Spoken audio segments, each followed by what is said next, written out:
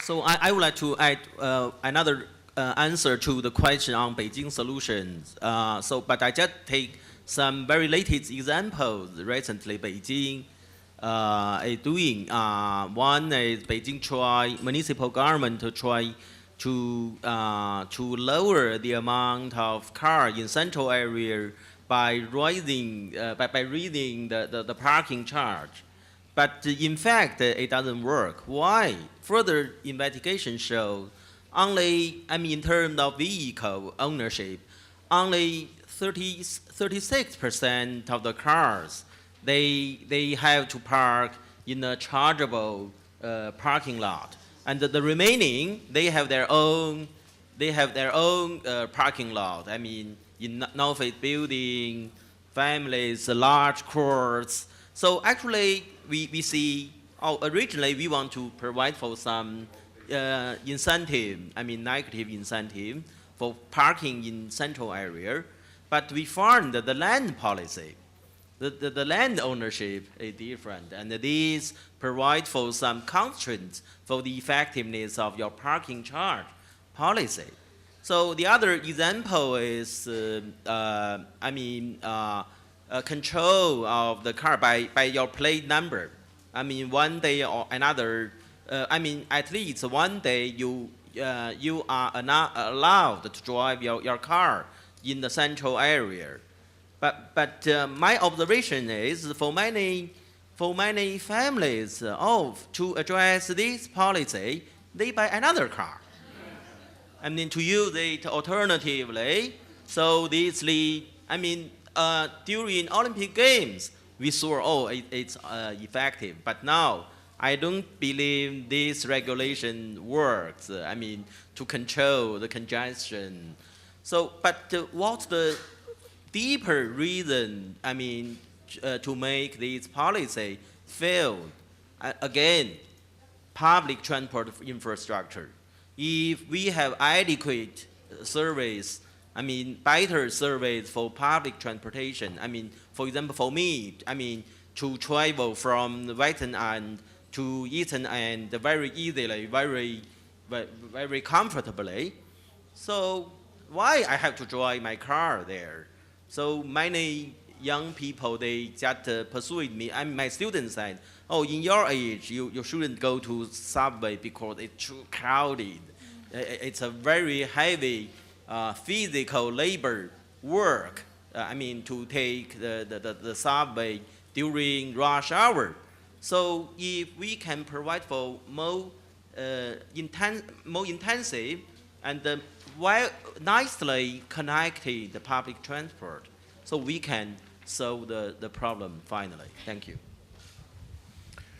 So we have time for probably one more question, and we had somebody back there. Sorry for the other questioners, but we'll ask our presenters to hang around until lunch calls them. Yes, sir. Introduce yourself.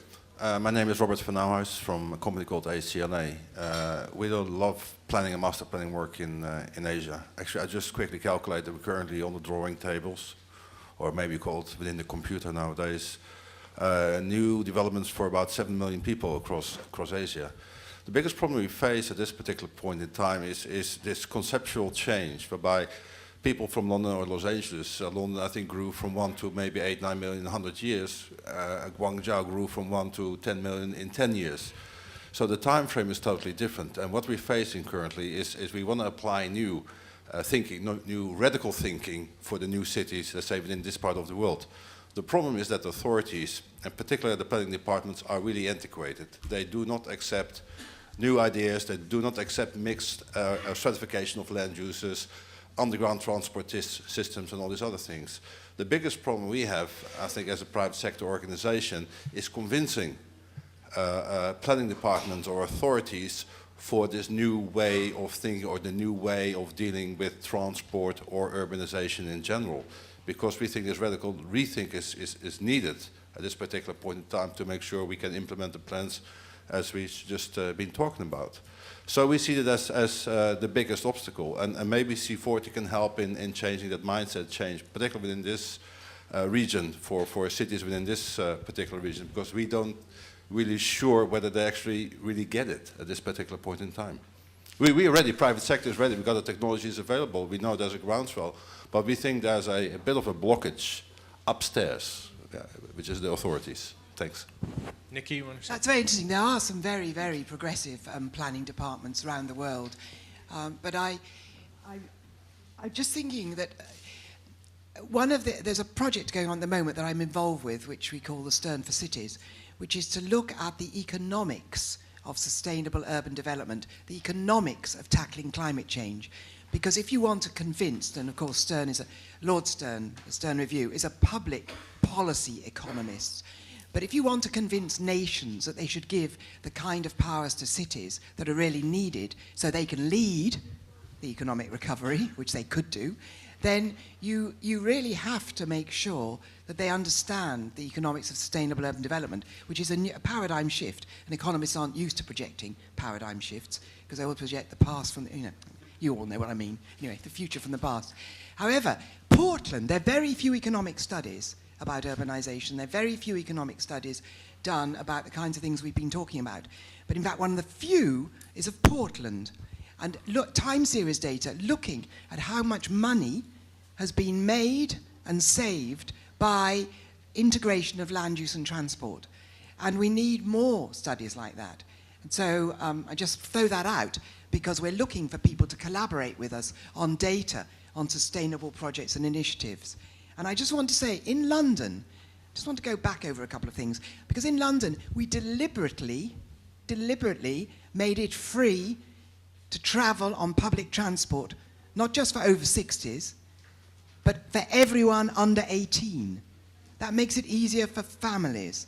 That means children grow up using public transport. We're trying to educate them for the future. I think that's very important. The other thing is we looked, of course, at all these other ideas. We looked at all these scams that you were talking about. We looked at, what other cities were doing about alternative days, changing number plates, having another car, all that sort of stuff. Congestion charging gets round all that. Just want to say that. It really does get round that. I mean, anyway, just a small point on that. And then I just wanted to mention that I began as a community activist, an environmental activist, and I spent years and years on all sorts of, thumping that, being really a thorn in the flesh of local government. But in the end, I decided to go into politics to see what you could do from the inside for people at a local level. So if Andy were here, I would say to him, there came a point in the 90s when 96% of people in every survey said they wanted to recycle. But politicians have to make it easy for people. You have to deliver the stuff to the door. You have to make sure they've got a bucket for their organic waste. You can't expect them all, if they've got a car, to get in their car and go somewhere with it. We've got the same now. People want to make their homes energy efficient. They don't know how. It's so bewildering. And in fact, I said it the other day at another seminar, but no city on earth has the power to make its buildings energy efficient. No city on earth. That can only be done nationally. Cities cannot give every type of building a minimum level and change and get the utilities to come in and make them energy efficient and create a market above that and get all sorts of very interesting experiments going locally. That could be done by Hong Kong. You have the powers. And on the question of business in Hong Kong, there's a lot of business working together, Chamber of Commerce and so on. But what you don't have is what New York has and what London has, which is a business partnership, which is there to the most enlightened businesses, international and local, lobbying for what's needed to make Hong Kong even greater and to work with government. Well, you've gotten us into this behavior change discussion, and we're not going to get out of it very easily. But I will say something about how behavior changes. And part of what we've discovered with 70,000 employees scattered in 60 countries with lots of buildings, some of which are new, some of which are legacy buildings, is that behavior change starts with real-time information about the decision that you just made. So if I turn a light on, I want to know what the impact is. I want to know how much carbon it generates. I want to know how much it costs, and I want to know what my alternatives are. So we developed, for the transport side of the business, We developed as a volunteer project for the city of Seoul, South Korea. You know about this, the personal travel assistant, which on the handheld device gives the ordinary commuter the information in real time about when that next bus arrives, about when that next train arrives, the one that's closest, about how I get from point A to point B faster, cleaner, maybe even cheaper. And it's all there when I want it, all the options. It may be that that moment, because the train is far away and the bus is either crowded or delayed and the taxi's too much, I'm going to walk. Or I'll do a bike share because there's a bike stand there that gives me the option. So we start from the power that comes from information empowers the decision maker to make better choices. That may be falsely optimistic about human behavior and human motivations, but I tend to think that people are intrinsically good and they will make good choices, especially when they make good economic sense. We start from the return on investment question. What's the ROI for the building owner, the building operator, the building developer, or the building architect and planner? And this is to your question, sir, in the back. It has to be that the ROI is clear, that the economic choices are clear, and that there's an incentive with the information that comes from users who can show what that return on investment looks like, that it enables government leaders to say yes much more easily because it's clear that the ROI is a positive. So, Simon, the last words to wrap us up? Get people to lunch? We're sitting between you and lunch, which is never a good thing to do. Yeah, well, I think this is a very exciting conversation and dialogue in this room for the last 2 hours.